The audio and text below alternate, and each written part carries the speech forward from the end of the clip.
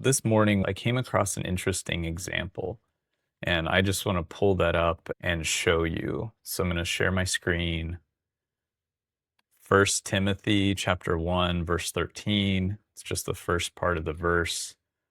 So the context here is I'm trying to come up with a method to teach Greek vocab that's much faster than anything that's out there right now. And one of the difficulties is that as I'm going through this list of Greek words, the 1,000 most common Greek words in the New Testament, the resources I'm using classify each word as a verb, noun, adjective, adverb, conjunction, all the normal parts of speech. And so that's useful. But at the same time, the more I get into the list of words, I find weird cases where it seems like, why are they labeling that an adjective? It seems like more like a noun. And as I think back to the Greek grammar I learned, I know that adjectives can function a lot like nouns in Greek. I've dug deeper into some of these words that are ambiguous, and I was looking at where they show up in the New Testament. And this verse popped out at me as a great example to explain the difficulty in going from Greek to English and how sometimes when we translate, certain things can be not lost because this verse is actually, the translation seems perfectly fine of this verse, but it's an issue for actually teaching and trying to learn the language. So I've got this verse, or the first part of First Timothy 1:13. I've got it repeated 3 different times on this page. So the first time I just have the raw Greek text. The second time is a word for word translation of the Greek into English, keeping the order the same. And then the last thing here is how the ESV translates this section. So there's 4 main words in this translation that I want to focus on. And that's here: proteron, blasphemon, dioktane, ebristane.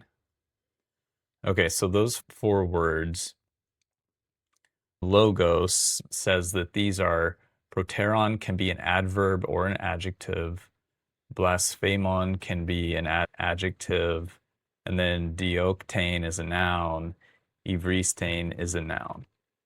The interesting thing, and the reason this popped out at me, is we have adjective, noun, and yet they're joined by this word ke, which is the Greek word for and. It's basically saying like equivalence, like the thing before the ke and the thing after the ke are performing the same function in the sentence. And so we actually have 2 kes joining 3 different words. And notice the endings of all those words are the same. They all end in this new, the new letter new. It looks like a V, but it's more like an English N. They all have that same ending. And so these are all performing the same function in the sentence. And when Paul writes this, he's basically saying these are equivalent. So he's talking about himself and he's saying, basically, in the past, I was, if you translate this as a noun, it would be like, I was a blasphemer and persecutor and violent person or violent one. Or you could say, I was blaspheming, persecuting, and being violent, if we had to translate it in English. But you notice that when we translate these 3 words into English, some of them don't quite come across in the same way. Like for violent, we don't really have a, violent is an adjective in English, and to make this into a noun, we would have to say something like violent one.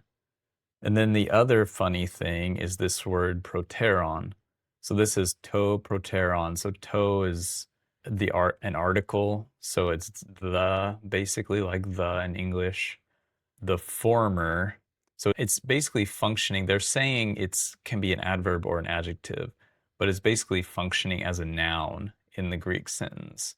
The former time, the past, but then in English they actually translate it as though formerly. So this though isn't there at all in the Greek, but formerly I was a blasphemer, persecutor, and insolent opponent. But, and then he goes on to talk about how God redeemed him and set him up to be an apostle.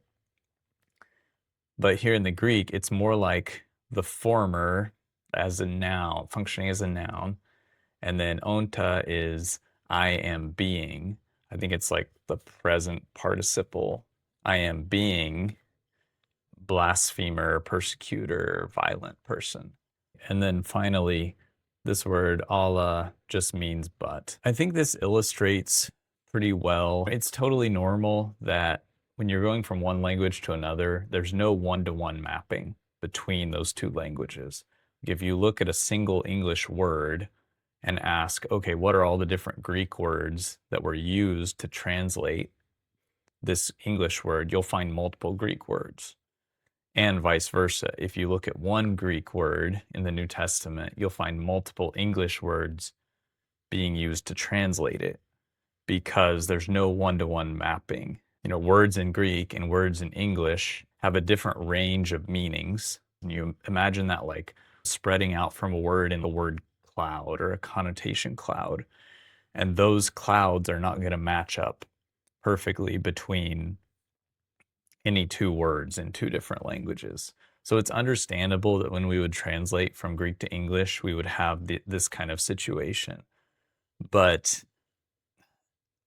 I'm almost talking about here like a meta version of that issue, where it's not just individual words that are having a different mapping between Greek and English, but the classes of words called adverbs, adjectives, nouns, those classes have a different mapping between the two languages. A Greek adjective can also function as a noun very often. It's extremely common. And an adjective can function as a noun and it can be masculine, feminine, or neuter. The word, I think it's agios, means holy, and you could use it as like an adjective by combining it with a noun to say a holy person or a holy man or a holy woman and use the words for person, man, woman. But you could also leave out those nouns and just use agios by itself functioning as a noun. So then in English, we would not really translate it like holy. We would need to change it into a noun and call it like Holy One or saints.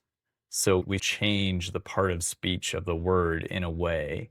So sometimes those Greek adjectives are functioning as adjectives in English. Sometimes they're functioning as nouns in English. And so that lack of one-to-one mapping, even between parts of speech, causes a pretty big problem in our understanding. And in any given situation, you can translate it just fine. Let me make myself full screen again.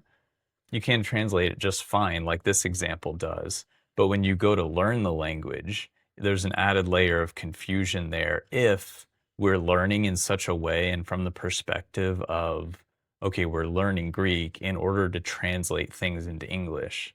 And I think that's the way a lot of the resources out there teach the subject.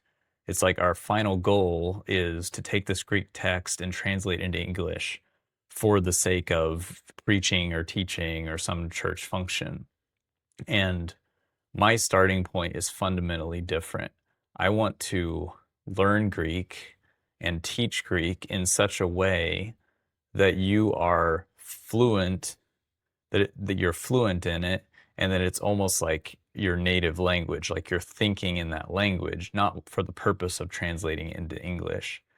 And I think that's the only way that we're really going to get through a lot of theological confusion where people are translating the Bible and they're pulling all this jargon and all these concepts out of scripture and out of context. And then people are fixating on these doctrines and ideas, whether it's predestination or sin, sinner, saint, whatever their sort of theological framework is, it's being informed more by the jargon of moving words from Greek to English than it is by a natural, fluent understanding of the Greek itself. And so that's what I want. That's what I want to have. There's plenty of other examples, like even the word for grace, as I go through and look at that. Grace, I think it's the Greek word is charis.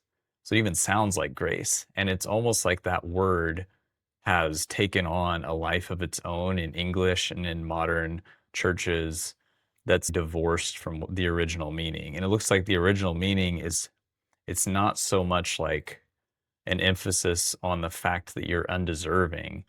The word really means something more like favor. So it's like God's having favor on you. I don't know that there's a sense of undeserving. The real sense is that it's centered in God and he's like having favor according to his choice rather than the emphasis being on me earning the favor. So it's, yeah, there's an unearned aspect to it, but it's more implicit than it is explicit, which is very different from what you hear in most Protestant churches today, where the emphasis is really on you don't merit this grace, you don't merit God's favor, you're undeserving, you're a terrible person, all this kind of stuff. I heard a sermon just a few days ago that was along those lines, and that was the emphasis. Whereas if we get back to the core and the root of what the apostles were actually writing about, we come away with a sense of, wow, like God favors me. And it totally takes the focus off of ourselves and onto God who's providing the favor versus being so wrapped up in our own, oh, I'm undeserving, I'm so terrible. And it's just all that is still just a focus on ourselves if we're stuck in that way. But when we focus on God, then we come out of our self-consciousness and pain. Jordan Peterson says that self-consciousness is basically the same as pain. Those always show up in the same places, and I think he's right about that. So if we get our focus, if we fix our minds not on ourselves but on God and his favor, his grace, we'll live every day in a very different way versus being focused on ourselves. So this is just one example from just half a verse, but I've ran into, as I'm working on this project, I've ran into a lot of these issues where as I'm trying to teach it in a fundamentally different way than I've seen anyone else do before, there are a lot of even basic like pedagogical decisions that I have to change and rearrange, like what I'm going to call words.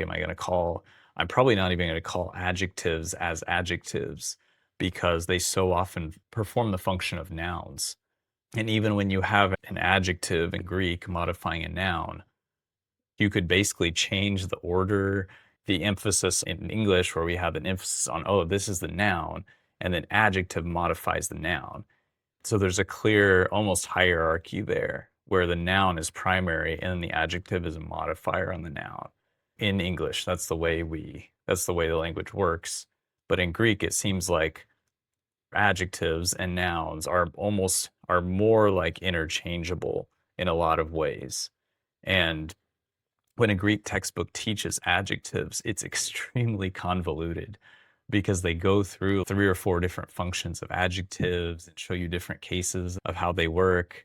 But the simple way to think of it is, oh, like an adjective is basically a noun. It's basically a supernoun because some new class of words, let's call them supernouns, where that supernoun can take on all 3 genders, masculine, feminine, and neuter, and it can be placed together as a modifier or a further qualification of another noun. So yeah, all the functions of nouns plus more is basically what adjectives are doing in Greek. And so that's a fairly simple way to understand it. But if you come at it from the perspective of I need to map everything in Greek onto English in order to understand Greek and in order to teach Greek, then you end up with all this confusion and all this complexity that is unnecessary, like describing these 3 different ways that adjectives function in a sentence, and they all have like really long, jargony names. There's a lot to sort through to try to clean this up, and it's taking me a while, but it's pretty interesting. I'm learning a lot, and I hope to share a status update and where I'm at and how far I've gotten on this project in another video. but I'll just end this one for now.